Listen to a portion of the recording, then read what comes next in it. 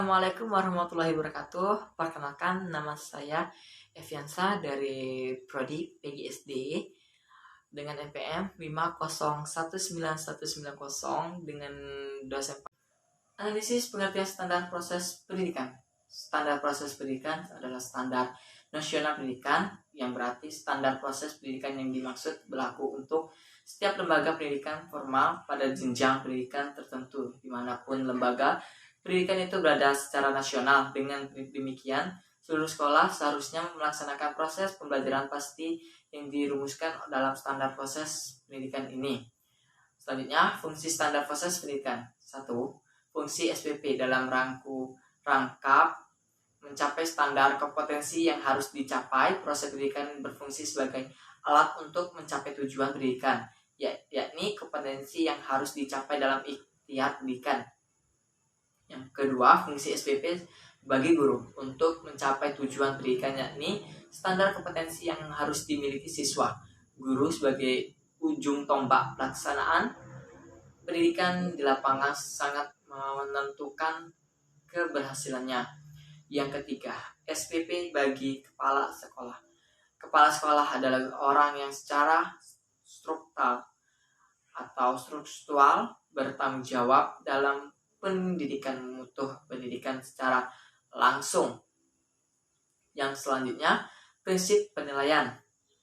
Prinsip di sini prinsip penilaian hasil belajar peserta didik, yaitu pada jenjang pendidikan standar yang menengah didasarkan pada prinsip-prinsip sebagai berikut. 1.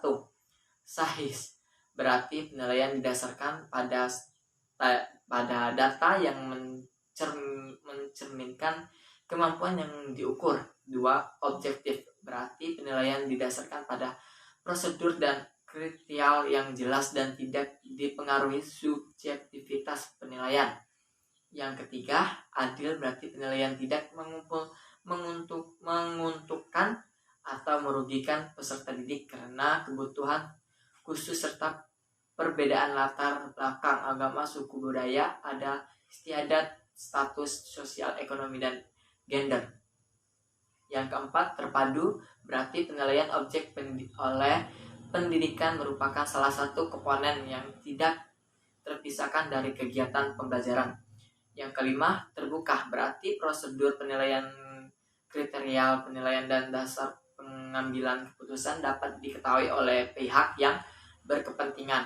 Yang selanjutnya, standar penilaian pendidikan yang relevan pada jenjang pendidikan dasar dan menengah meliputi ada 3. 1.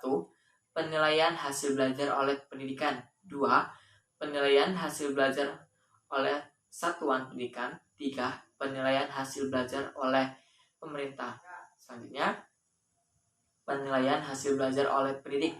Baiklah, di sini penilaian hasil belajar oleh pendidik dilakukan secara berkesinambungan untuk memantau proses kemajuan dan perbaikan hasil dalam bentuk di sini ulangan harian, ulangan tengah semester, ulangan akhir semester, dan ulangan kenaikan kelas. Siang malam hanya doa yang ku panjatkan.